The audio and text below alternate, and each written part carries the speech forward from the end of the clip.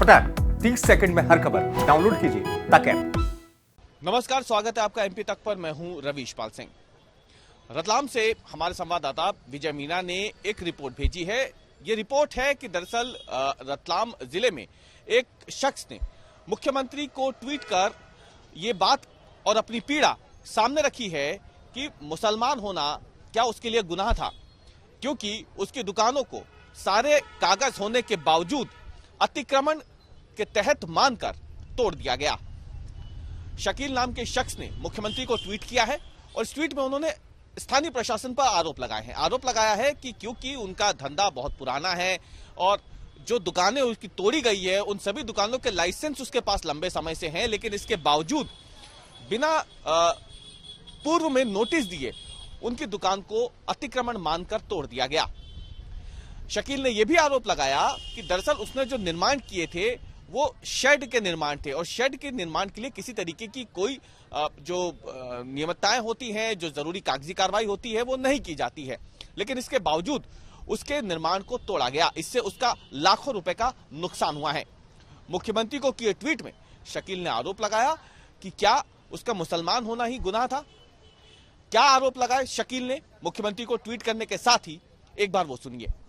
कुछ गोबाज ऐसी फैला दी कुछ लोगों ने, हिंदू मुसलमान का तासुब रखते हुए उस मैडम ने मेरा आशियाना तोड़ा है।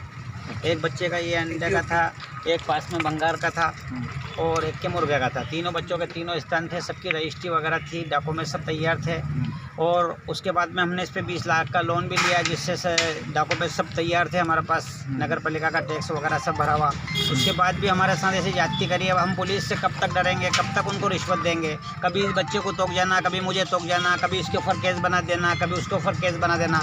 मतलब हमें नाजायज़ परेशान करते करते आज मुझे 10 साल हो गए। तो क्यों उठा ले जाती थी बस ये पुलिस क्या है कि हमको क्या है कि बस दाव बनाती है। जो भी कोई नया स्टाफ आता है कि उस साहब ने फलानी चीज़ मंगाई, साहब ने बुलाया, चलो पूछताछ के लिए बुलाते हैं, बिठा देते हैं, मारपीट करते हैं, फिर दाव बनाते हैं, फिर पैसा खोजते हैं हमसे। अभी मैंने नगर पालिका को 2 लाख रुपए भी जमा कराए थे आज से 2 साल पहले। काय के लिए? ये इनके सबके मेरे को लोन में दिक्कत आ रही थी, तो मैंने कहा कि मुझे तत्काल मेरे नामांकन वगैरह कर दो और ये आपका जो भी टैक्स है जमा कर लो 10 ही रजिस्ट्रियों का। तो 2 लाख रुपए देने के बावजूद मेरा काम टाइम पे नहीं हुआ और अभी फीस बीच में लोन लेने का था, तो अभी बच्चों ने 20,000 रुपये जमा कराए और सारा काम कागज़ तैयार होने के बाद भी मेरा मतलब पुलिस प्रशासन ने और ये नगर पालिका वालों ने जान करते उन बजरंग दल और शिवसेना वालों के कहने पर आकर इस काम को अंजाम दिया गया।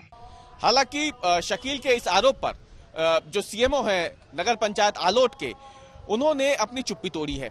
उन्होंने कहा है कि जो आरोप लगाए जा रहे हैं स्थानीय प्रशासन पर वो निराधार हैं। शकील को नोटिस भी दिया गया था और शकील की दुकानों के खिलाफ जो कार्रवाई की गई है दरअसल वो इसीलिए की गई है क्योंकि अतिक्रमण के तहत आ रही थी और इसकी वजह से वहां पर जो व्यवधान पैदा हो रहा था उसके आधार पर यह पूरी कार्रवाई की गई है। आलोट नगर पंचायत सीएमओ ने क्या कुछ कहा शकील के आरोपों पर, एक बार वो सुन लीजिए। अनुमति के आधार पे हमने अतिक्रमण तोड़े थे, उनको नोटिस जारी किए थे।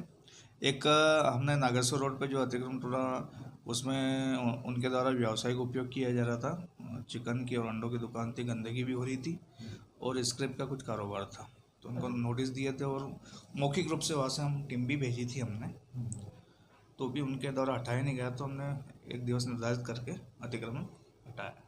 सर टोटल कितने लोगों को अतिक्रमण हटाए गए थे? केवल एक के हटाया था या सबके हटाए गए?